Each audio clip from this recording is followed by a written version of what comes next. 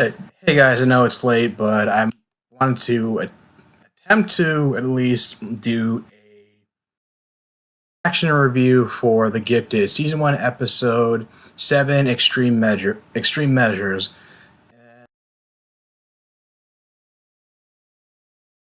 Um, aka Eclipse being forced to go back to work for the drug cartel as part of a deal he made with his ex girlfriend to save his current girlfriend. Um, we had like a and I guess that's basically going to be like a main crux of the episode, and I guess also the fact that we get a little bit more Blink's backstory, in which where she came from, and supposedly I guess like Thunderbird goes out looking for her just because she feels like just her being out in the open makes her a liability since she's been part of the mutant underground for so long, and so I guess it'd be interesting to see, like, get to see a little bit of the backstory for at least for Blink, to see, how this cartel stuff's going to play out, and how it's all going to factor into. Like I said, this thing, the show's 10 episodes, and see where it's going to be building towards, and what kind of shady crap that Doctor is going to be doing, who's working with Agent Turner, and the fact that now he seems like he's feel like he's less and less in control of this whole situation, and more uncomfortable with the former's methods of how he's trying to apprehend the underground. One of our friends was going up there to pick up some supplies today. I can't reach him, so I just... Supplies? We haven't had supplies in weeks. As for your friend, we haven't seen anyone all day. Surveillance has strayed well outside of legal bounds. We cannot deploy mutant assets against suspects. Okay, can we not mince words here? What the hell are we talking about? We're pursuing terrorists. You mean people you suspect of terrorism? American citizens. They protest our government, they conspire with mutants in other countries, they consider themselves to be a separate species. Why should they enjoy the rights of American citizens when they're determined not to act like American citizens? Ma'am, are you okay? If you don't...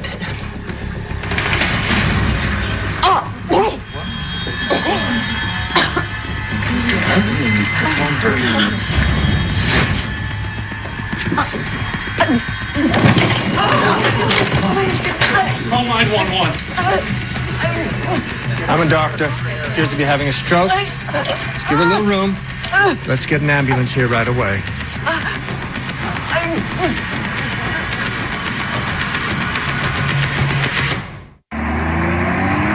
A police file. There's someone in it who's wanted for some crimes.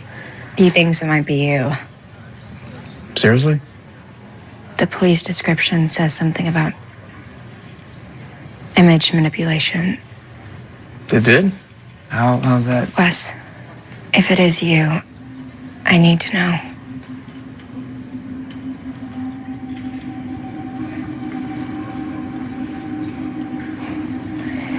It's true.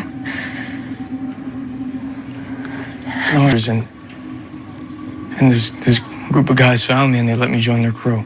I was just their front man, covering things up, tricking people. You're telling me not to hide? Making it seem like you used your powers all the time because you were proud of who you were? This is what you meant? No. I was desperate back then. You should have told me. You gotta trust me. Trust you? Wes, how can I believe anything that you say? You're just like one of your stupid mirages. Wait, that looks familiar. I remember this gate.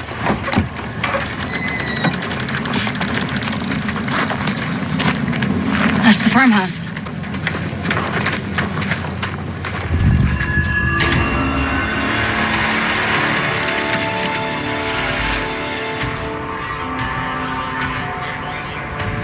Clarice!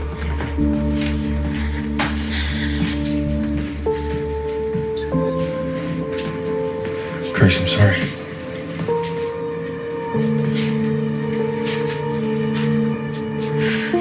Oh, man.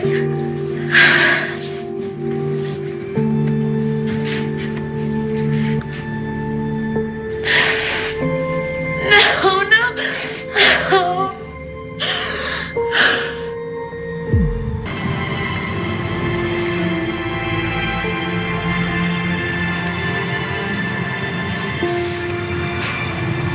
what I said earlier about this not being my fight. I don't know if it was before, but it sure as hell is now.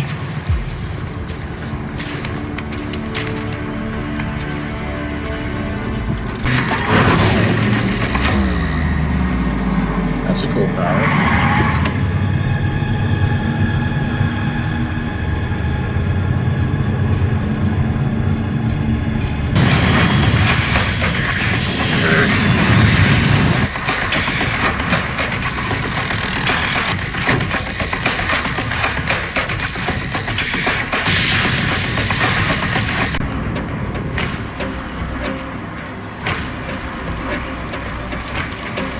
That was perfect, Milord.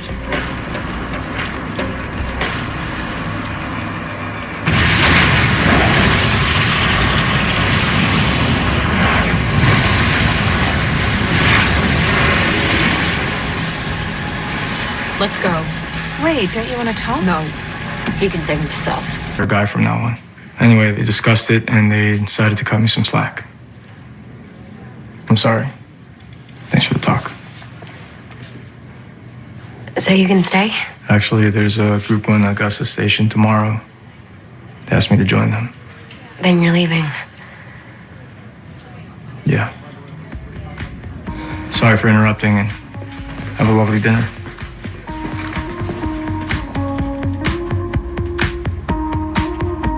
Mutants who were sent into the program. Was Paulson there? It looks like he was one of the first. Was there anything about that location or? No, nothing. All we have is the courthouse's records of who was selected. It doesn't say anything about where they went. But if it's run by the Sentinel Services, that has to be a record. It's a government program. No, I don't think it is. What do you mean? It's not run by the government. It's a private military contractor, Trask Industries. Trask Industries. They shut down in '06. How do you know that?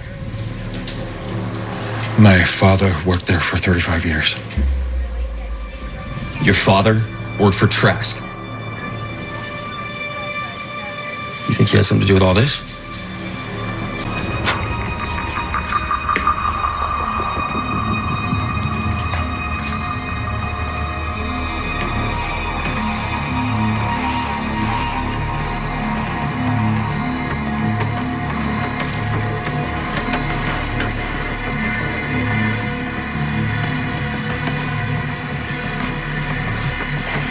Agent Turner, we may finally be in a position to win this war.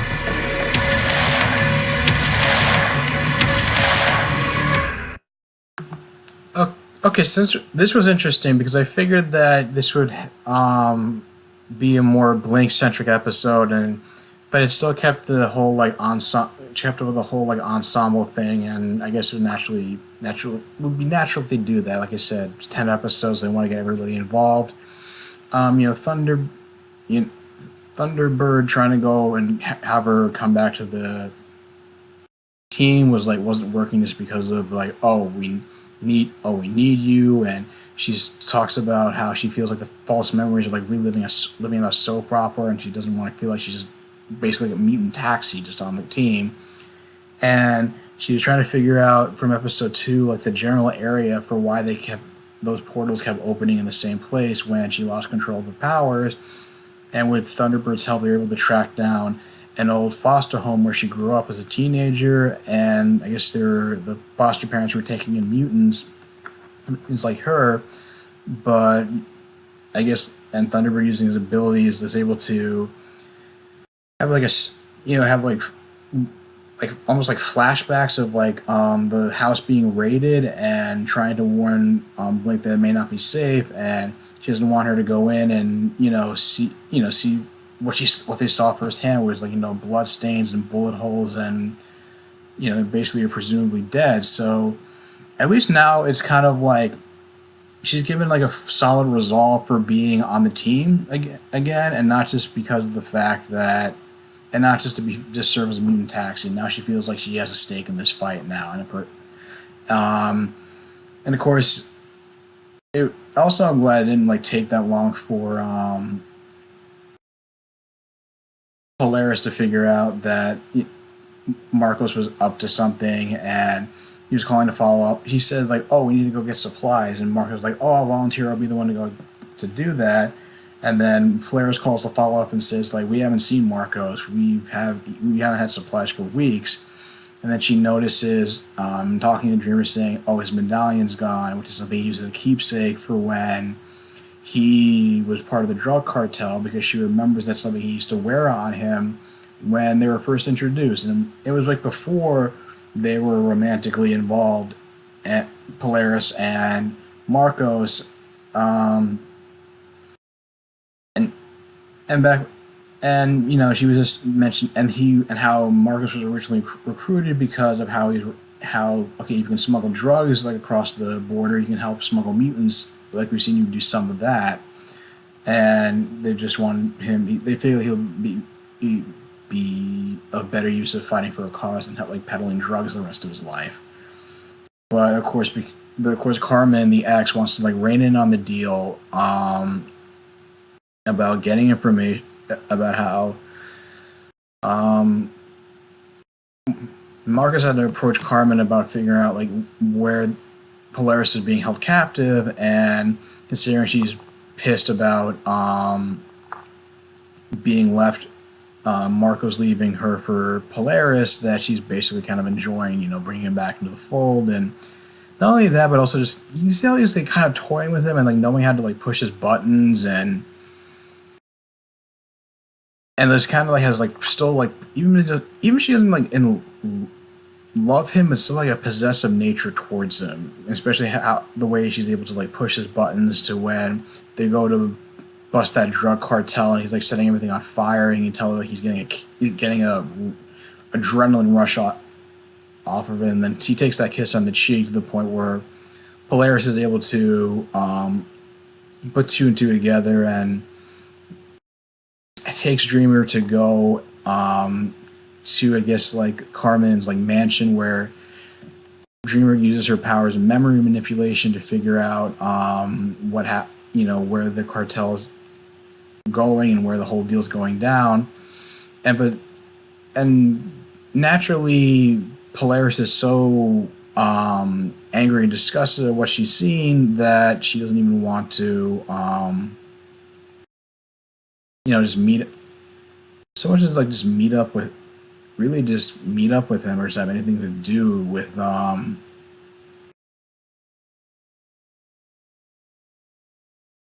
that's definitely puts a strain on the relationship and even though Marcos tries to explain himself when he gets busted, and she still doesn't appreciate that they were like that. It was just like she's still gonna be jealous and being back with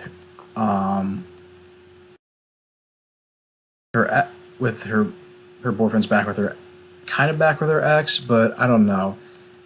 I guess my gripe about this show is that I love Polaris, but it's like I guess because of the nature of her powers, she's also supposed to be a legitimately bipolar character, and I don't know. And I know they don't want to be like heavy-handed with it about like the symptoms of why she's so bipolar, and this is supposed to be subtle, but I guess when she switches into fits of anger.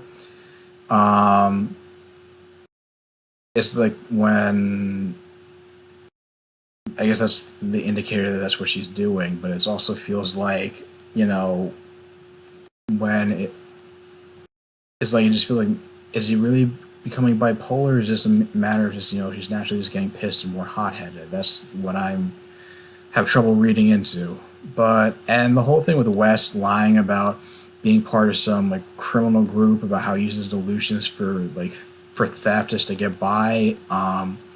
It didn't really seem the show made a bigger deal out of it than it really meant to. Like, it just says like, oh, I had like a shady past, I just didn't want to talk about it, and everybody else was cool with it by the end of it. It's just, but he was just asked to go join Mutant Underground Cell in Augusta. So but they do get West has to get to share one last kiss with Lauren before he heads out, and is still able to basically reconcile with the whole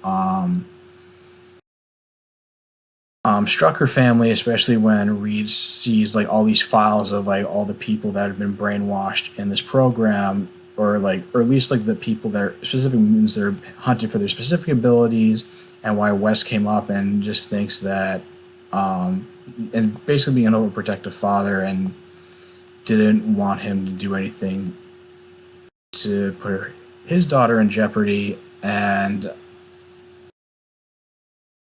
but again, I guess it was just there to cause conflict while they were at the Mutant Underground, which it didn't really cause conflict. It was just, it wasn't that big of a deal. It was more of like the stuff with, Carmen and Marcos and Polaris, and then, finding, I guess giving, and also like kind of exploring a little bit of Blink's backstory and giving her more reason to like rejoin the cause. So that's pretty cool. And then the whole thing with, now with like Agent Turner just realizing like kind of like he felt like he's kind of made a deal with this devil with Dr. Campbell, who I swear has like, it almost has like I don't know, like Mr. Sinister vibes for him, especially when it's revealed that the private contractor responsible for brainwashing the mutants into hounds was Trask Industries, even though it was shut down back in 2006. Reed said his father used to work for that company. Now he realizes that, we have like Dr. Campbell, the guy working with Jace Turner, is still trying to carry this out, and I guess, and now being willing to like when they have to deal with a woman from the Department of Justice and about the legality of their whole operation, they have like one of the hounds attending the meeting like uses abilities to give her a stroke, and Jason knows that Campbell denies it, but of course he can't there's no like substantial evidence for him to like bust him on it, but so now he feels complicit in this. And then he also reveals they have like a whole army of hounds and brainwashed mutants who plan to infiltrate the underground and, take them down from the inside. And you can see Jace is more uncomfortable being under his thumb and with how far they're willing to go just for him to get to these mutants. And yeah, I mean, I'm sorry, I feel like I'm a little bit out of it. It's late, and but all the while, it's still like a very, very solid episode.